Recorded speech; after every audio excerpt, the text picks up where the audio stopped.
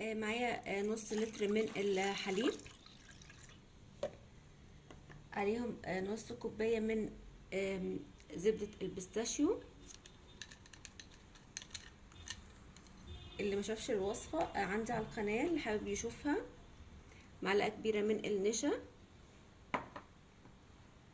تقريبا 3 معالق كبار من الحليب المكثف. اللي حابب طبعا يحط سكر مفيش مشكلة. هقلب دلوقتي. رفعت البيستاشيو على النار بالتقليب المستمر، خلاص كده قرب يفور. اخر حاجة بقى احط معلقتين كبار او 3 معالق كبار من الشوكولاتة البيضاء، شوكولاتة شيبس او شوكولاتة عادية بالشكل ده كده. كده الشوكولاتة دابت وكمان الخليط بقى جاهز، وبكده يبقى جاهز معايا احلى مشروب بيستاشيو ممكن تعملوه بالشكل اللي احنا شايفينه ده كده.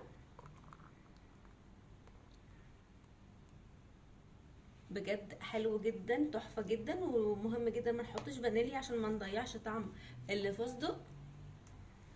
كده بقى جاهز معانا احلى مشروب يدفي جدا وطعمه حلو جدا وكمان مغذي عشان الفستق اللي فيه. وصفة سهلة وبسيطة، يا رب تعجبكم.